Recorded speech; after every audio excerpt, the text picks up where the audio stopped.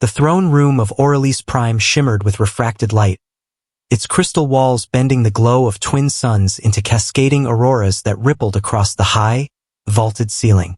Captain Elias Ward stood at the center of that luminous expanse, dwarfed by the grandeur of an empire not his own. His boots echoed softly against the obsidian inlay as he approached the dais, flanked by towering sentinels of silver armor whose faceless visors tracked his every breath. He had faced down alien battlefields, seen men vanish into plasma storms, but nothing quite prepared him for this. The alien queen who awaited him beyond the shimmering veil of energy that framed her throne. Her figure was motionless at first, carved in perfect stillness, a silhouette wreathed in gold and shadow. When she finally turned, the world seemed to tilt slightly on its axis. She was beautiful, yes, but not in any way his human mind was prepared for. Her beauty was geometry rewritten, symmetry taken beyond reason. Her skin, neither pale nor dark, carried a subtle luminescent undertone, as if stars had bled their light into her flesh.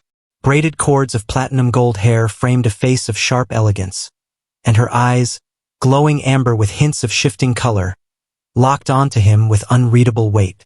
The air around her thrummed faintly, an unseen field of power humming in rhythm with her pulse. Elias tried to look away, to remember the briefing about Zilithian customs, but curiosity and something deeper, something almost magnetic, held him there. Human. Her voice carried like a whisper through a canyon, melodic and resonant. You came unarmed before the throne of your conqueror.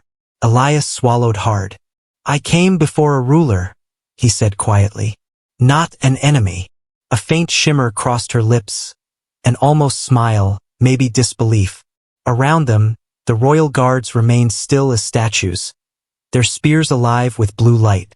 The queen's steps echoed faintly as she descended from her throne.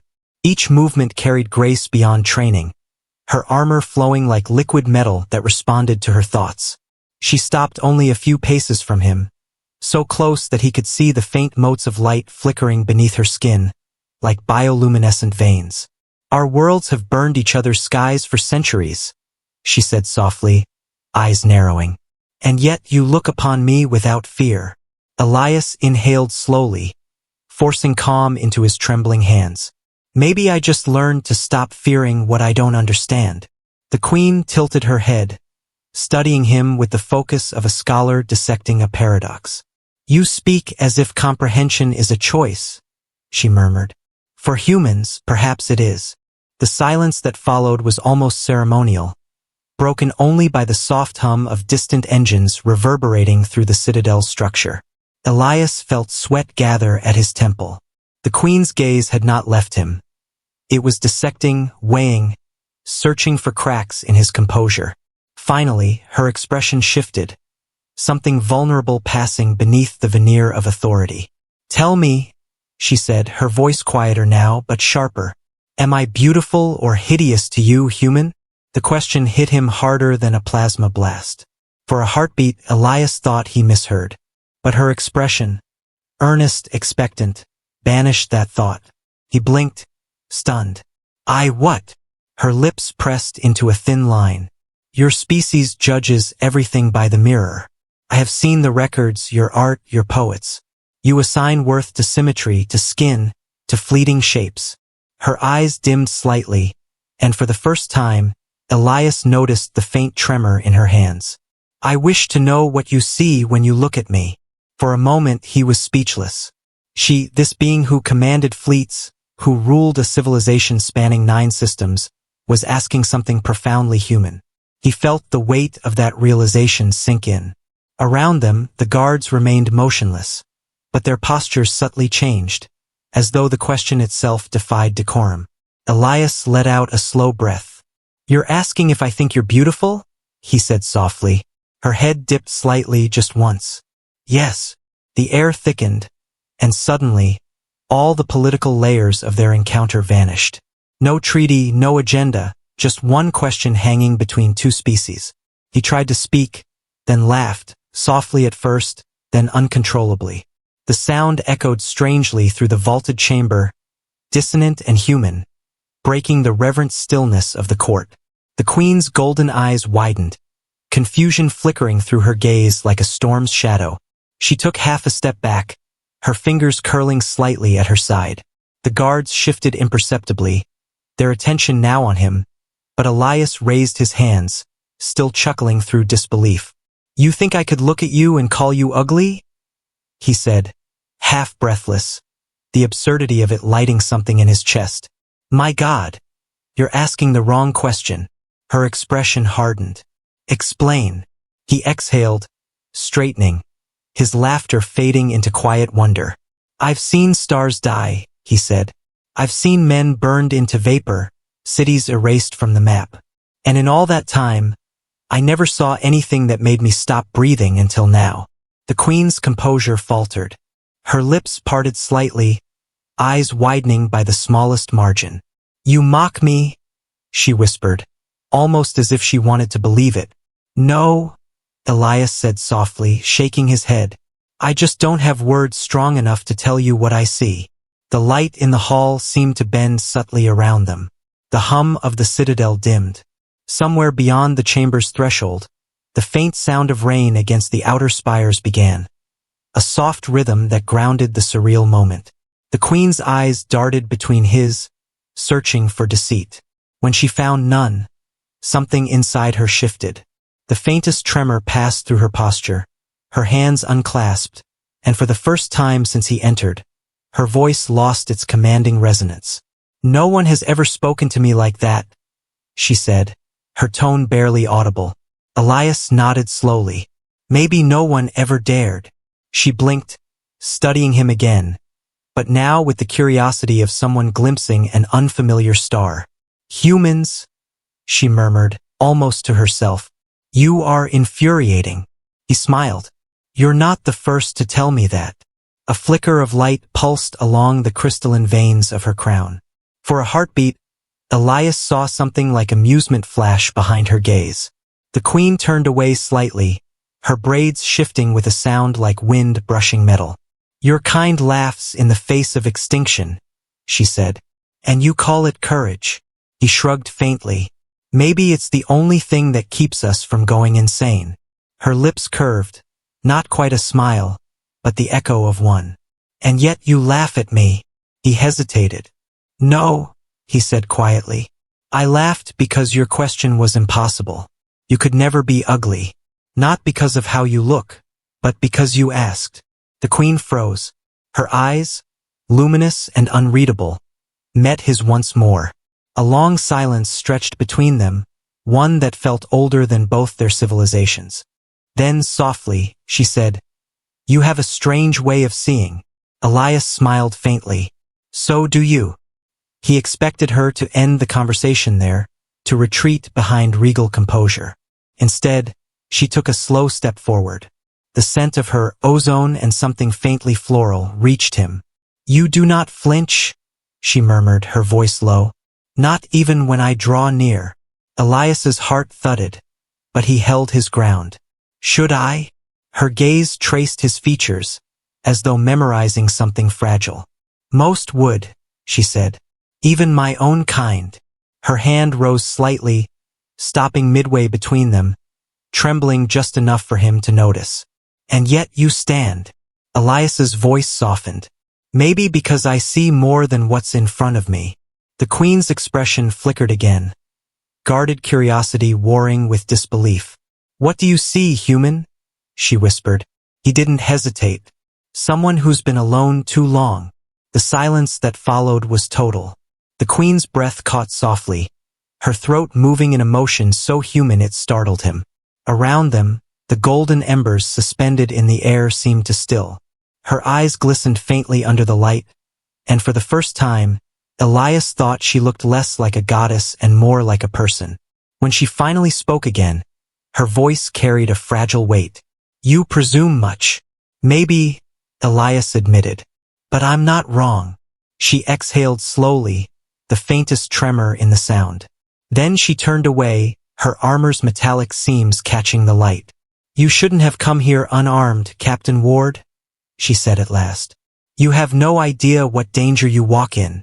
He smiled faintly. "You'd be surprised how often I've heard that." When she looked back, her golden eyes glowed brighter, a flicker of something fierce and unspoken within them. "You may find that not all danger is hostile," she said. And then, before he could respond, she stepped past him, her scent brushing the air like static and perfume. As she passed, Elias turned slightly, watching the ripples of light move across her armor. The sentinels parted silently to make way for their queen, and when the great doors closed behind her, he found himself alone in the echo of his own heartbeat. For a long moment, he stood motionless, his mind replaying her words, her voice, her question. The laughter that had escaped him still hung in his chest, no longer amusement but wonder. Somewhere deep inside, he knew this was no ordinary encounter. It was the beginning of something neither of their worlds had prepared for. The corridors of the Zilithian citadel were alive with light that pulsed like veins through living stone. Captain Elias Ward followed in silence, his boots echoing faintly as the alien guards led him deeper into the heart of the Queen's domain. His pulse was steady, though his mind churned. Every step replayed the memory of her gaze, those molten eyes searching him as though he'd said something she had not expected to hear in her entire reign. "Am I beautiful or hideous to you, human?" The question had haunted his thoughts ever since, but now it carried weight beyond curiosity. It had been vulnerability disguised as challenge. Around him, the structure itself seemed aware, humming faintly in sync with the movement of the armored sentinels. He couldn't shake the feeling that the walls were watching too, whispering in languages older than humanity's recorded time. The alien empire was everything Earth Command had warned him about: advanced, inscrutable, and impossibly dangerous, but it was also lonely. When the guards finally stopped before an arched door of translucent material, one of them turned to him. "You are permitted inside," the sentinel said, its voice a hollow vibration rather than speech. "She awaits." Elias hesitated only a second before stepping forward. The door shimmered, parting like water as he passed through. The chamber beyond was unexpectedly quiet, intimate even. Gone was the cold grandeur of the throne room. Here, the light was softer, the air warmer, perfumed faintly by alien flora. The Queen stood at the far end of the chamber beside a long crystalline window that opened to the storm-wreathed skyline of her capital. Her armor was gone, replaced by something lighter, a flowing garment of silver thread that caught the light like liquid starlight. Her hands were clasped behind her back, and though she didn't turn at first, Elias could tell she knew he had entered. "You walk without fear," she said, her tone unreadable. "Or perhaps without sense." Elias smiled faintly. "Depends who you ask." He approached slowly, stopping at what he thought was a respectful distance. The Queen turned at last, and the faint glow from the storm reflected across her face. Without the imposing armor, she looked different, less a ruler, more a being caught between two worlds, divinity and doubt. "You could have refused my summons," she said, studying him. "Your kind often does." Elias shrugged lightly. "My kind also tends to run toward the fire." That earned him the faintest flicker of amusement in her eyes. "Curious creatures, humans," she murmured. "You rush toward death and call it bravery." Elias met her gaze steadily. "Sometimes it's the only way we find something worth living for." She looked at him for a long moment, as though trying to see what part of him believed that. Finally, she walked closer. The faint sound of her steps was like the whisper of silk on glass. "Your laughter still lingers in my halls," she said. "Even my guards spoke of it. They say no one has ever dared to laugh in the presence of the Zilithian throne."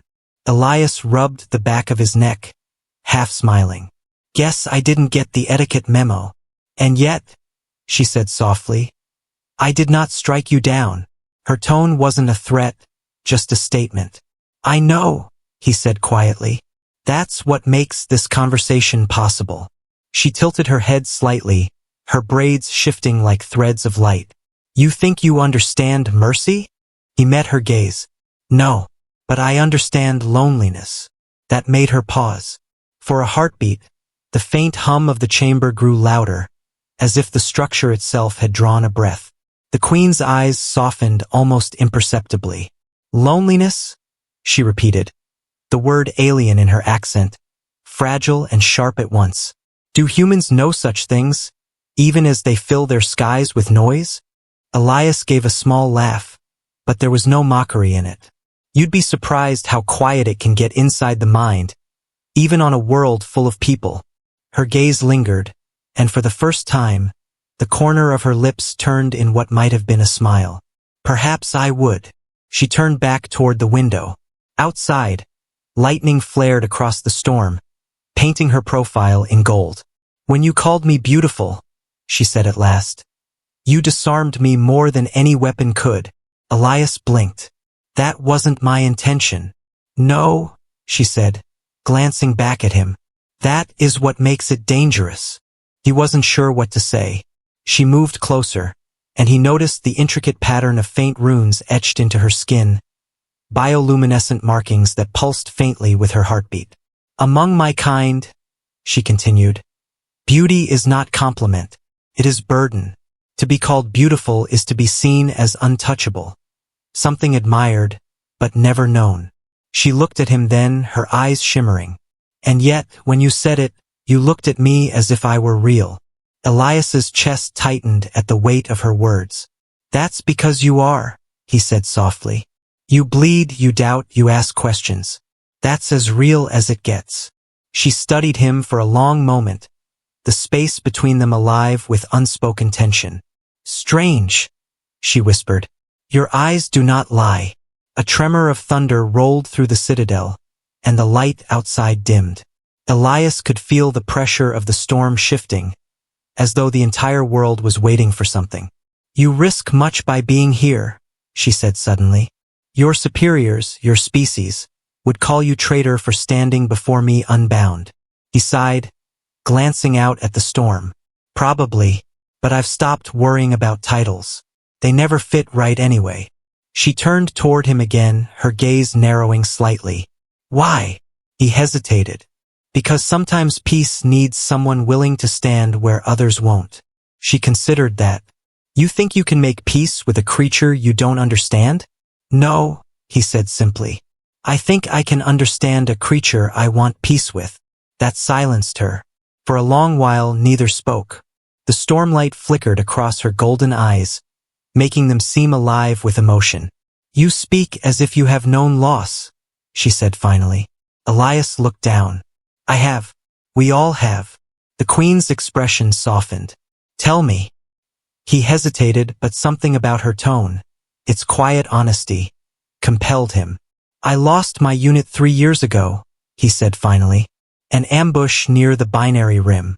We thought we were negotiating. Turns out, the other side thought differently.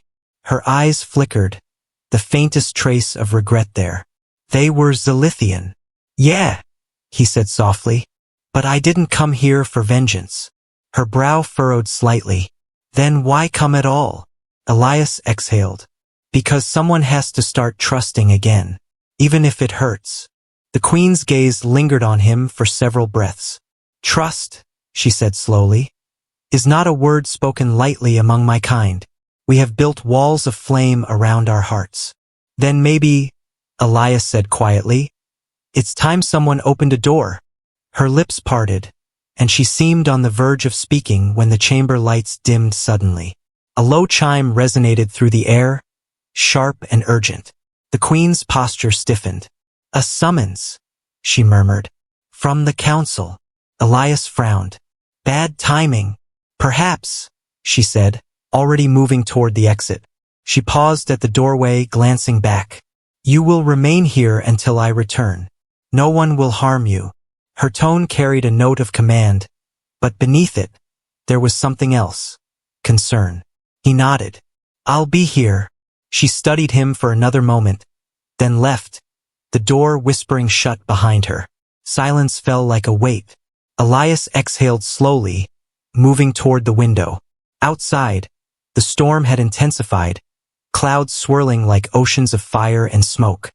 He could see the spires of the city flickering in and out of light, their silhouettes vast and alien. Somewhere beneath that storm was an entire civilization built on the bones of conflict. And yet, within its heart, He had found a question that felt painfully human. Am I beautiful or hideous to you? He touched the glass lightly, feeling the vibration of distant thunder. Maybe beauty wasn't what she truly wanted to know. Maybe she was asking if she could still be seen at all, if something monstrous could ever be loved. He didn't hear the door open again until her voice came softly behind him. You stayed. Elias turned, surprised to see her so soon. You sound surprised. The council demanded my presence, she said, stepping closer. I refused. He blinked. That's bold. They forget I am not their subordinate, she replied, her tone firm but weary. They fear what they cannot control. Including me? He asked. Her lips curved faintly. Especially you. She moved to stand beside him, the glow of the stormlight casting golden fire across her features. They say humans are chaos wrapped in flesh. Unpredictable. Dangerous. Elias chuckled softly. They're not wrong. No, she agreed. But sometimes chaos is the seed of creation. They stood together in silence for a long while, the storm raging quietly beyond the glass. The queen's reflection shimmered beside his, her crown faintly pulsing with blue light. Tell me, Elias Ward, she said finally, do you regret coming here? He thought about it, then shook his head. No, he said, because for the first time in a long while, I think I'm exactly where I need to be. She looked at him, truly looked, and for the briefest moment her eyes softened. Strange human, she murmured almost to herself. You might change more than you realize. Elias smiled faintly. Guess we'll see. The queen's gaze drifted to the storm, then back to him. Perhaps we already are. The storm outside the citadel had grown wild by the next cycle, casting waves of blue lightning across the skyline of Orbital Prime. The thunder's low hum seemed to echo the queen's silence as she stood before the grand council chamber. Her reflection caught faintly in the polished black floor beneath her feet. For the first time in years, her heart was unsteady.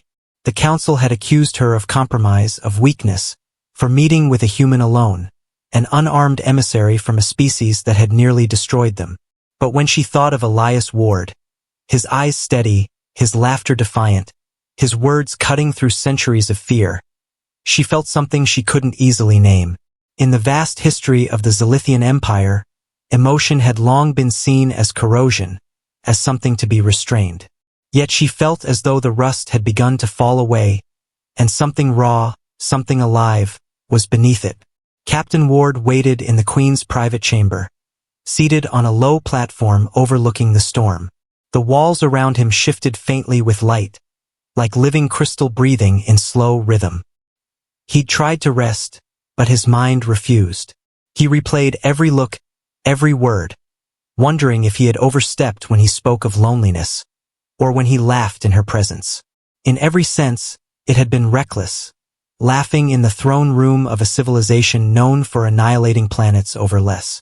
And yet, instead of punishment, he had been summoned again. The memory of her eyes, wide and uncertain, kept intruding, and he couldn't decide whether it unsettled or comforted him. When the chamber door whispered open, he turned immediately. The queen entered, her movements slower than before, her expression thoughtful, almost troubled. She had returned not as the unshakable monarch, but as someone carrying an invisible weight.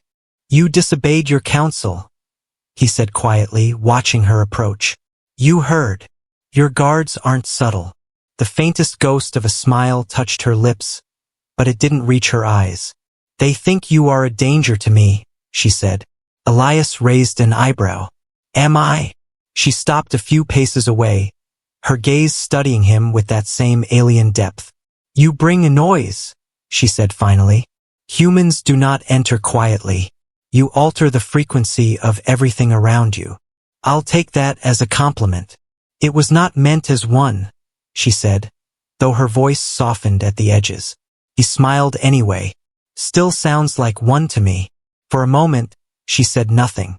Her gaze drifted toward the storm beyond the window, the golden lightning reflecting in her eyes. When you spoke to me before, she began slowly. When you said I was real, you broke something. Elias frowned slightly. I didn't mean to. No, she said, her tone distant. But some walls should never be repaired. The silence between them stretched. Elias hesitated, then stood, his voice careful. If you think I came here to break your empire, you're wrong. My empire? She echoed, turning toward him. No, Captain. It is not my empire that you have touched. It is me. Her words hung in the air like static. Elias felt his throat tighten but held her gaze. I don't know what you think I did, he said softly, but I promise you it wasn't planned. That is what terrifies me, she said. She stepped closer, her golden eyes locked on his, her expression unreadable. Your species acts without design, yet you create meaning from chaos. You build beauty out of tragedy. You forge peace from loss.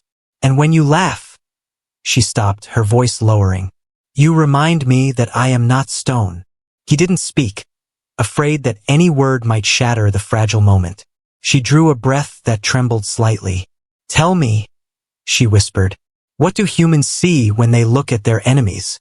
Elias blinked, uncertain how to answer. Depends on the human, he said at last. Some see monsters, some see mirrors. And you? I see both. Her expression flickered, unreadable. Then what do you see when you look at me? He hesitated. Someone fighting her own reflection. The Queen's lips parted slightly, her breath catching just enough for him to notice. You have a gift for disobedience, she murmured. You make every truth sound like defiance. Elias smiled faintly. Maybe they're the same thing. She tilted her head. Perhaps. Another silence, deeper this time, stretched between them. The air around them was heavy with the scent of ionized metal and faint sweetness. Some kind of alien flora woven into the room's walls. The Queen took a slow step forward, closing the space between them. You are reckless, Captain Ward, she said quietly. You stand before me, unarmed, unafraid, speaking truths that could destroy you. Maybe I just trust you, he said. You shouldn't, she replied, her tone sharper, but there was no conviction in it. He smiled gently. Then maybe you shouldn't either. Her eyes met his again, and for the briefest instant, the composure of the Zilithian monarch faltered. You do not understand what you are doing, she whispered. My kind does not feel as yours does.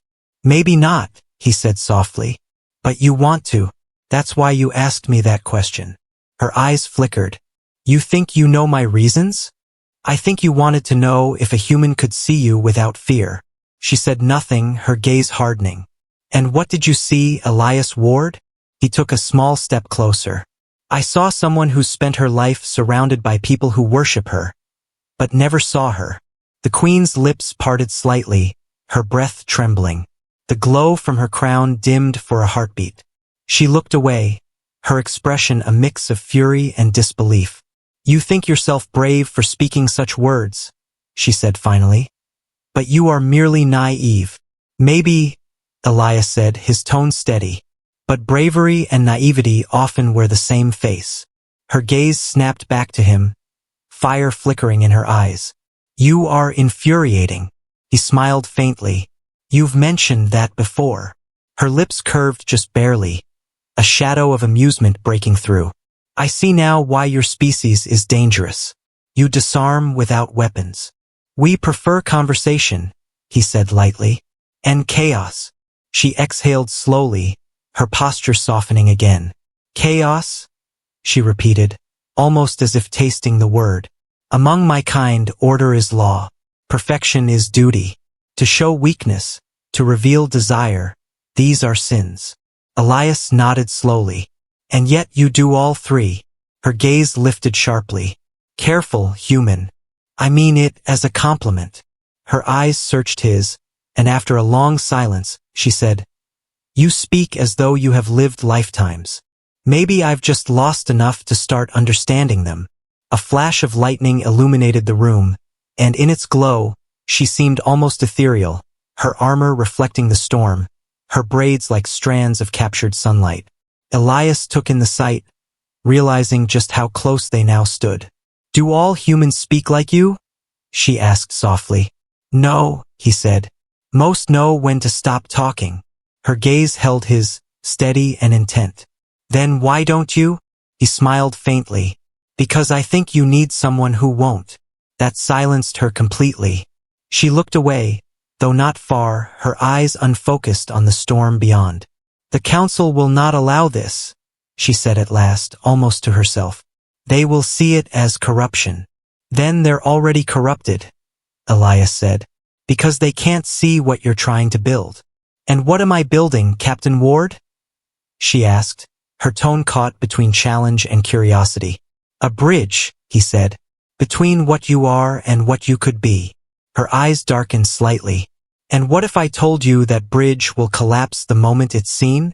Then I'll stand on it anyway. The Queen's golden eyes widened faintly, and something inside her cracked open like glass under heat. She stepped back as though to steady herself, her armor humming softly. You speak of impossible things, she said. Elias shrugged. The best things always are. The silence that followed was charged, heavy with words neither dared say.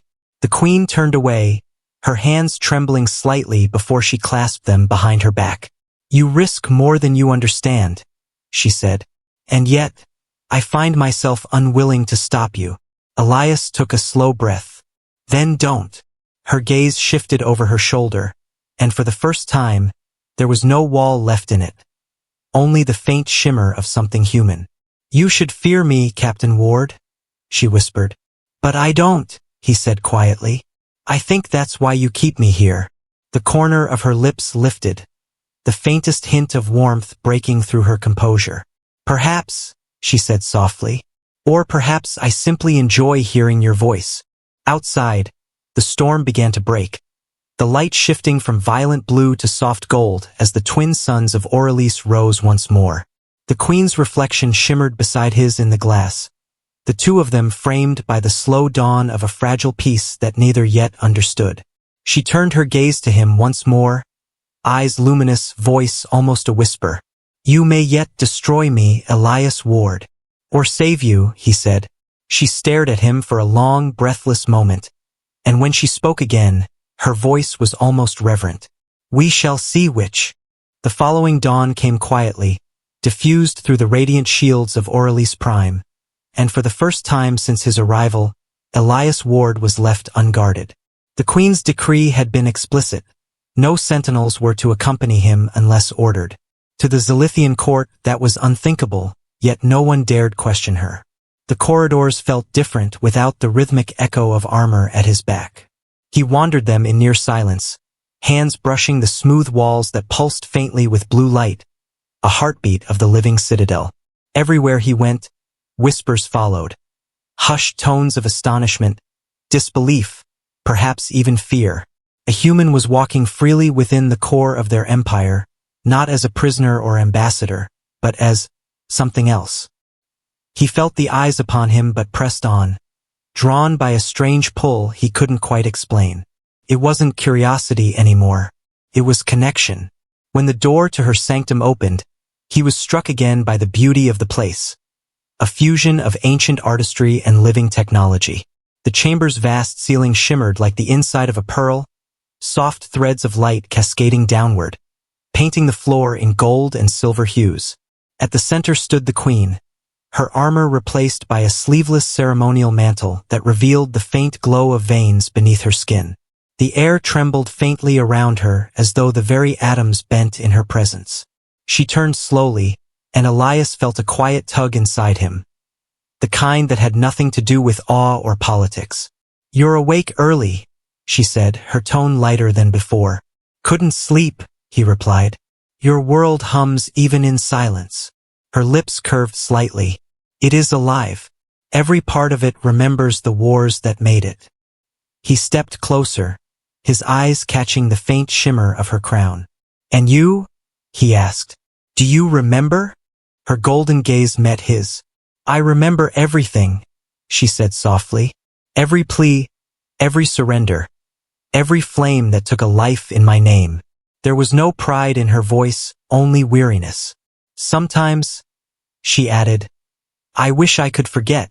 Elias studied her face, The small movements, the slow exhale, the subtle tightening at the corner of her lips.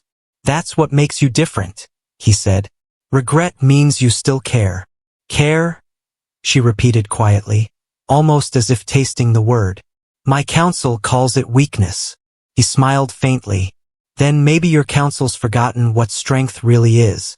A pause stretched between them, filled only by the hum of the citadel and the faint whisper of alien wind beyond the glass. You risk much speaking like that, she said finally. I could have you executed for treason to your kind or mine. Elias shrugged. You won't. And why not? Because I don't see an executioner standing in front of me. I see someone trying to remember what it means to be alive. Her eyes lingered on him for a long, unbroken moment. Something unreadable flickering there. Something fragile and ancient. You do not know me, human, she said softly. You don't have to, he replied. You already told me everything when you asked that question. She tilted her head slightly. Am I beautiful or hideous to you? She quoted, her voice a low echo. You have not yet answered. Elias smiled faintly. I thought I had. You laughed, she said. That was not an answer. It was the only one that mattered, he said. For a moment, she said nothing. Then, unexpectedly, her expression softened into something almost shy. You are impossible, she whispered. And you are extraordinary, he said quietly. Not because you rule worlds, but because you question yourself. The silence that followed was no longer uneasy. It was delicate, steady, and full of unspoken understanding. She turned slightly toward the window, where the first rays of dawn filtered through the storm. The last human I saw in this chamber screamed until he died, she said without looking at him. And yet you stand here unarmed, speaking to me as if I were. Her words faltered. Elias stepped closer, his voice low. As if you were human? She looked back at him then, her eyes glimmering softly. Perhaps, she said, almost whispering. He hadn't realized how close they were until the light caught in her eyes reflected his own face. You shouldn't be here, she said. And yet, here you are. And yet, he murmured, here we are. Something fragile and dangerous unfolded between them then, like the slow bloom of a star in the dark. The queen's hand lifted, almost of its own accord, her fingers trembling slightly as they hovered near his chest. For a heartbeat, the air between them vibrated with energy, half gravity, half instinct. In my world, she said quietly, touch carries meaning beyond words. It binds souls. And in mine, Elias said softly, we touch to remind each other we're real. Her golden eyes shimmered, a mix of curiosity and fear. Then what happens? She whispered. When those meanings collide? He didn't answer. He only reached forward, his fingertips brushing against her hand. The contact was electric. Light surged faintly beneath her skin, racing along the luminous lines of her veins. Her breath caught, sharp, involuntary. The energy pulsed outward, a shockwave of warmth and color that rippled through the chamber like sunlight refracted through water. She closed her eyes for a moment, steadying herself, and when she looked at him again, her expression was changed. Not anger, not confusion, something else entirely. You shouldn't have done that, she said softly, but her voice trembled. You wanted to know what it meant, Elias said. Now you do. You presume too much, she murmured, but her tone lacked conviction. I act on instinct, he replied. That's what humans do best. Instinct leads to ruin, she said. Or evolution, he countered. She turned away sharply, her braids catching the light, but not before he saw the faintest smile ghost her lips. You twist every truth, she said. Only to find the other side, he replied. And what lies on the other side of this? She asked. Understanding, he said. Or madness. Both sound the same, she murmured. Elias chuckled softly. Sometimes they are. The queen's laughter, a soft, melodic sound he'd never heard before, escaped her unexpectedly, echoing through the chamber. It was light, almost hesitant, but it filled the air with something warm and strange. "You see what you've done?" she said, trying to compose herself. "I made you laugh," he said. "It's about time." Her gaze lingered on him, softer now. "You shouldn't be able to do that," she whispered. "Humans are supposed to be fragile." "Maybe that's our trick," Elias said quietly. "We survive by finding strength in the fragile things." "And do you think I am fragile?" she asked. "No," he said. "I think you're human in all the ways that matter." She froze at that, the words hanging between them like a bridge made of light. For a moment, she looked almost frightened. Not of him, but of the truth in his voice. "You should leave," she said at last, but her tone was soft, pleading. "Why?" "Because if you stay, I will forget who I am supposed to be." Elias smiled gently. "Then maybe it's time you remember who you are instead." The queen turned fully toward him, her golden eyes luminous, her breath shallow. "Do you have any idea what you're doing, Captain?" "Not a clue," he said honestly. Her lips curved faintly. "Good. Neither do I." Outside, the storm had calmed completely, the skies of Orelise stretching clear for the first time in years. Sunlight spilled through the crystalline walls, painting them in bands of fire and gold. The queen stepped closer once more, her presence enveloping the space between them like a gravitational field. "My council will not forgive this," she whispered. "Then don't ask them to," he replied. Her gaze wavered, then steadied. "You risk everything for a conversation. You risk more for asking if you're beautiful," he said softly. Her eyes glistened faintly, and she exhaled as though something deep within her had finally cracked open. "And what am I now, human?" she asked, her voice trembling. "Beautiful," Elias said simply, "because you let yourself be seen." She looked at him for a long, unbroken moment, the air shimmering faintly between them. When she finally spoke, her voice was barely audible. "You are a dangerous creature, Elias Ward. So are you, Your Majesty." The queen's lips curved again, this time, fully. "Then perhaps we deserve each other." And in that instant, as the suns rose high over the alien capital and the world held its breath, something shifted, not between conqueror and emissary, but between two beings who had forgotten that understanding was not weakness. It was the beginning of everything. The twin suns of Orelise Prime rose higher than ever before, their light cutting through the citadel's crystalline canopy and scattering into golden spectrums across the vast throne hall. Word of the queen's defiance had spread like fire through the empire. The council demanded her submission. The nobles whispered of treachery, of human corruption, of the queen who dared let warmth breach her command. Yet she stood unmoved. For the first time in centuries, she had dismissed her advisors, silenced the guards, and opened the throne hall to the light.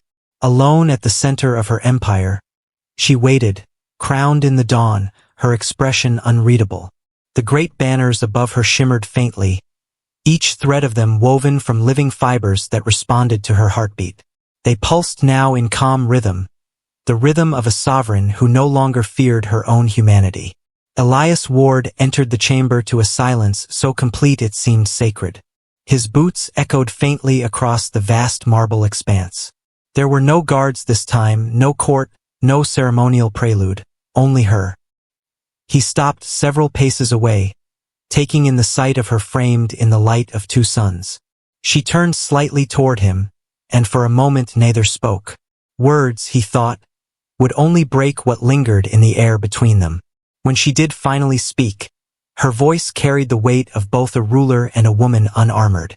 "They demanded your imprisonment," she said quietly. "They believe you've poisoned me." Elias tilted his head, his voice steady. "Did I?" Her gaze held his.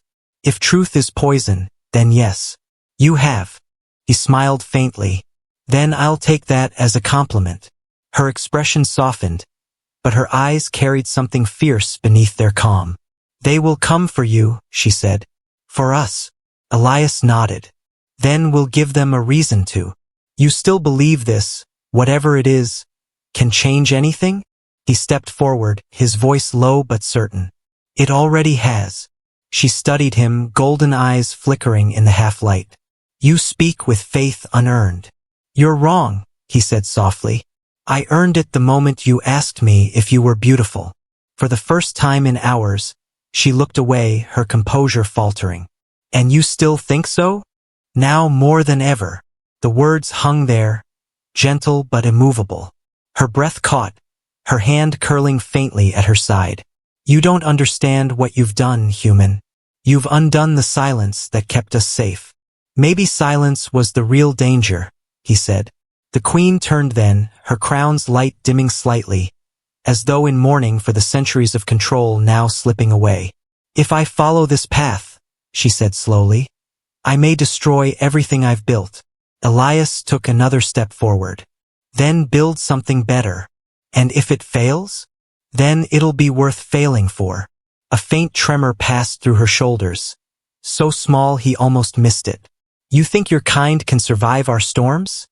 She asked. I think we already are, he replied. She exhaled, the sound somewhere between a sigh and a laugh. You would risk the wrath of an empire for one moment of understanding? Wouldn't you? He asked quietly. Her lips curved faintly, a ghost of amusement flickering through the storm in her eyes. Perhaps I already have. Outside, thunder rumbled again. Not from a storm, but from the shifting pulse of Orelise itself. The citadel's living walls vibrated faintly, the sound of distant engines or wings of light in motion. She glanced toward the window, her tone lowering. They are coming. My council has summoned the sentinels. If they find you here, they will not ask questions.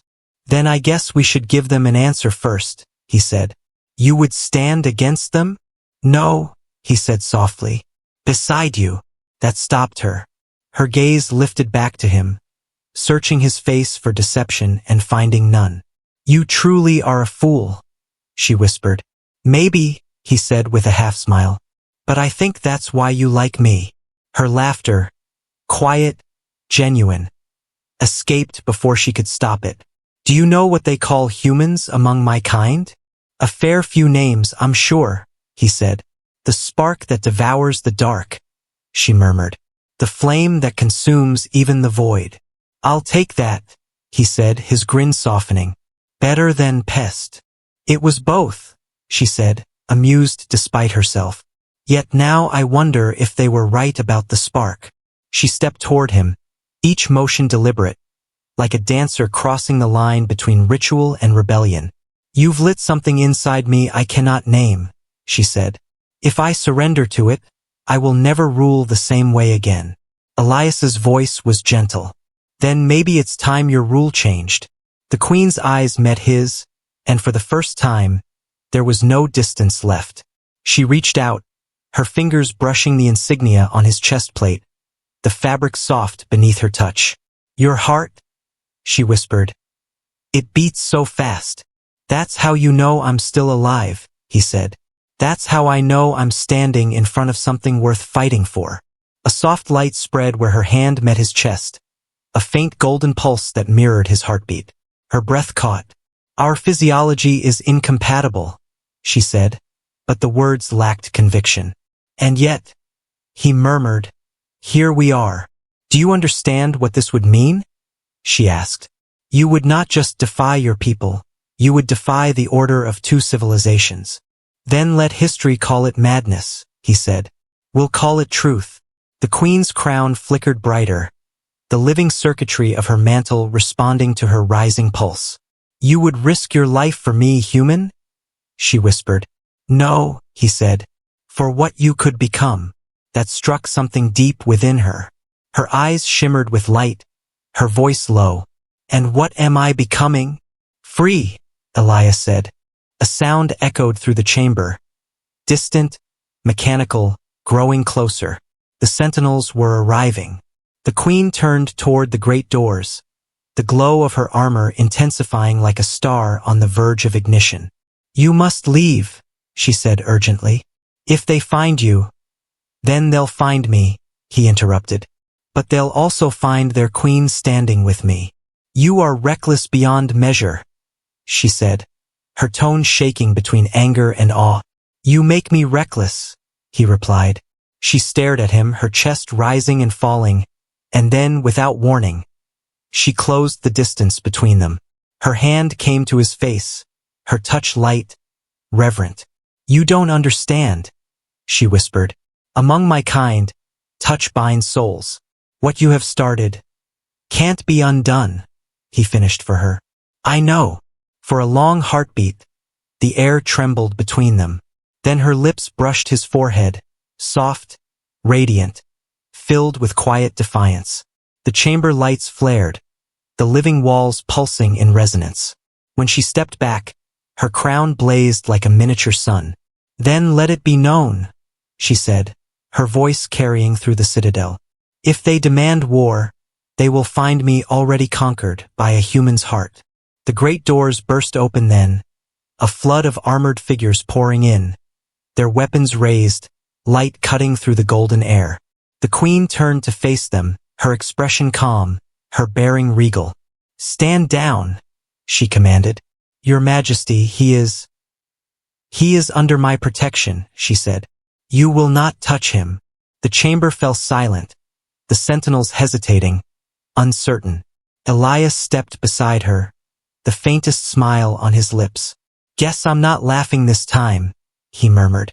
"You've learned," she said, her voice soft but steady. "No," he said, glancing at her. "Just finally found something worth being serious about."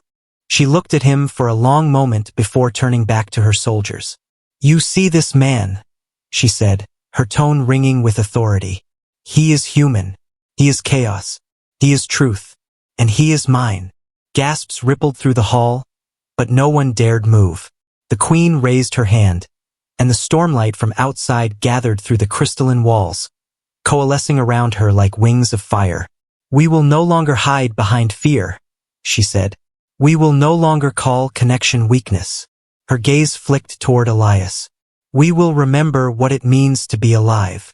The sentinels lowered their weapons slowly, uncertain, their sensors registering no threat yet sensing a shift none of them could quantify. In that silence, something ancient and sacred took root, an empire's first breath of change.